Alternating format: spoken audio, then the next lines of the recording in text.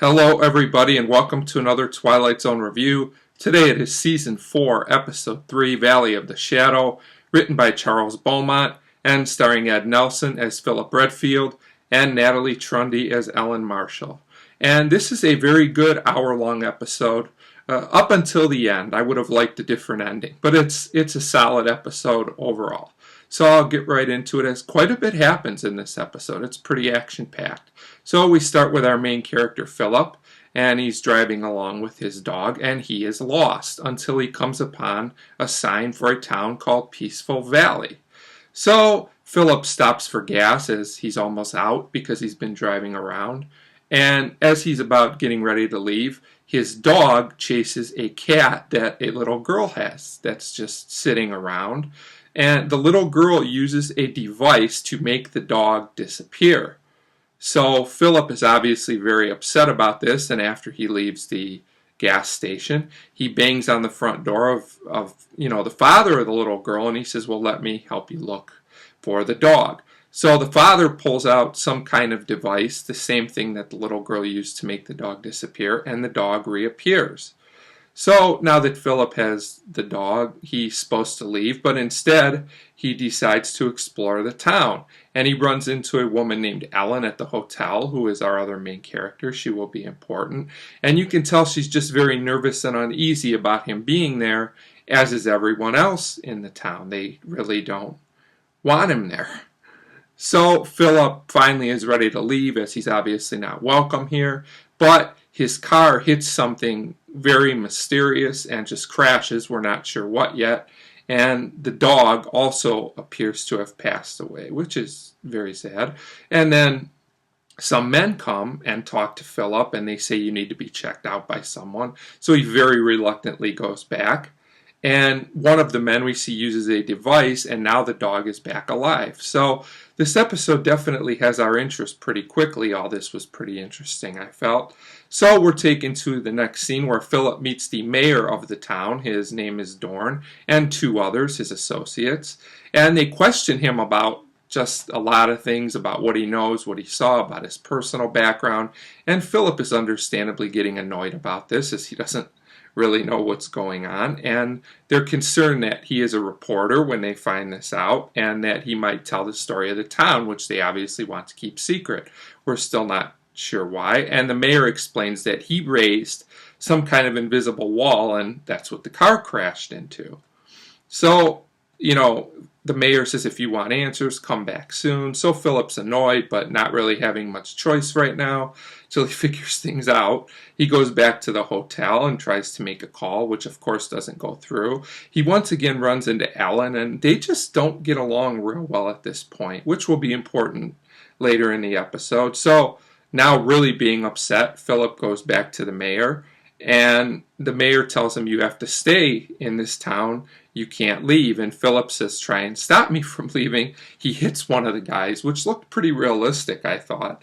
And the mayor uses the device on Philip, so he disappears and reappears in another chair a couple seats over, I think, which was pretty interesting. So now Philip pretty much has to have answers. So the mayor explains the history of the town and how they have these powers to move objects around with these devices. And the backstory of the town's pretty interesting, and it doesn't go on for too long. And we also learn that this town has been entrusted with this power and that they are sworn to secrecy about it.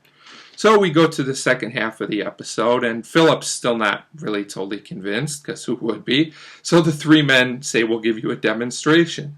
So the mayor takes a letter opener, because I guess that's as close a thing to a weapon as they have, and he stabs one of his men with it, which I thought was a bit of an extreme demonstration. Wasn't there a better way to do this? And then he uses the device, and of course the man is now okay.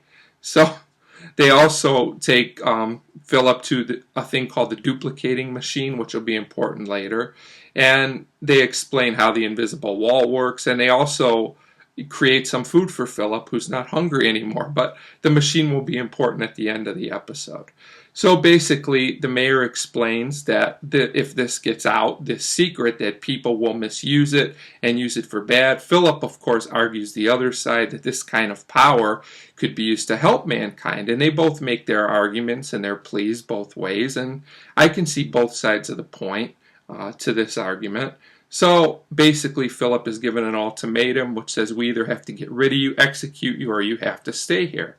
So there's no middle ground here. I think I would pick stay, and Philip does as well, but we'll find out later that Philip has an ulterior motive, as do the men who run the town. So Philip is being taken to his new home with Ellen, and they're getting along a lot better this time, which is interesting. And Philip, you can tell, still just wants to get out of this place. He wants no part of it. And he's trying to connect with Ellen and tell her, don't you want something else out of life, And he feels that she's different from the rest of the townspeople. I wonder if she is or not. We'll find out very soon. So Philip goes outside the house and finds out there's a wall around the house as well, so he's pretty much stuck there. But this doesn't come back into play. Later on, the wall's not there. I thought this was a little bit strange. So we get to the next scene, and Ellen comes back, and Philip tells her, basically, don't you want your freedom? We're cut off from everything on the outside world. Yeah, it's peaceful here, and nothing bad happens here, but you're not really living, which is a valid argument, I think. And Ellen says she thinks about Philip. She's kind of coming on to him all of a sudden. She's upset and crying, and this is a big change from the way she's been acting earlier. And Philip seems to be buying into this, which maybe this guy wasn't as smart as I thought. But anyway, Ellen says she just wants them to be together, and Philip says, I can't stay here. We have to leave to do this. And you can tell she's very uneasy about leaving, and Philip, you should have known better. That's all I'm saying. So we go on to the climax of the episode, and we go to this scene where Ellen's in a car with the dog. That should be noted. He's definitely okay. And she says she just wants to be with him. So Philip has to go take care of something first. How he thinks he's going to get through the invisible wall at the gate, I'm not really sure. Maybe it's not up all the time, because when they don't think somebody's trying to leave, they don't put it up. This is a little bit unclear. Not really sure about this one. But anyway, Philip basically goes to the machine, the duplicator, and he pulls out this paper and he creates a gun. So here we go. He also takes the research out of the safe, which sets off an alarm, which probably isn't good. So the mayor and his two men try and cut Philip off, and he shoots them, which I did think was a bit extreme, to be fair. I know he was in a tough situation, but this might not have been the best thing to do. I'm just saying. So he gets in the car with Ellen and the dog, and he's in a hurry to get out of there now, obviously. And Philip looks at the research, but it's all blank. There's nothing there, and then Ellen uses the device to zap him. So she was basically in on whatever's going on the whole time. So we go to the last couple scenes, and we find out that this was a test for Philip to see, how he would react and if he was really in with the program. That's how I took it anyway, and that he failed this test, and Ellen was also in on it. But my question would be, was this really a fair test? I mean, sure, Philip did some extreme things, but he was also put in an extreme situation. Was this something that he would have done in a normal circumstance? Was this really a fair test to show how humanity reacts to things? I thought that you could go either way on this. It wasn't totally satisfactory to me. Philip insists he did the right thing. Of course, the mayor disagrees, and I can see it both ways. I just don't know how valid this was. But the mayor says he has a solution, and this is where I really have problems with the end of this episode. He zaps Philip back to the gas station with the attendant where he started, meaning nothing after that scene happened, meaning some of it's kind of pointless. But I could see why they didn't want to go with one of the other two endings, either Philip getting out with the research and changing something in the world, or him being stuck in the town. Both of these, I think, would have been more interesting endings that might have taken some more explanation. It just seems like they had a great premise here, and they weren't sure how to end it, and this was kind of a cop-out ending. But the episode's still really solid overall, very thought-provoking, with a lot of moral discussions without being over-the-top preachy, and I give Valley of the Shadow a 4 out of 5. With a stronger ending, this might have been an all-time great Twilight Zone. But as it is, it's very thought-provoking and worth watching. So, 4 out of 5 for Valley of the Shadow, and as always, thank you very much for watching.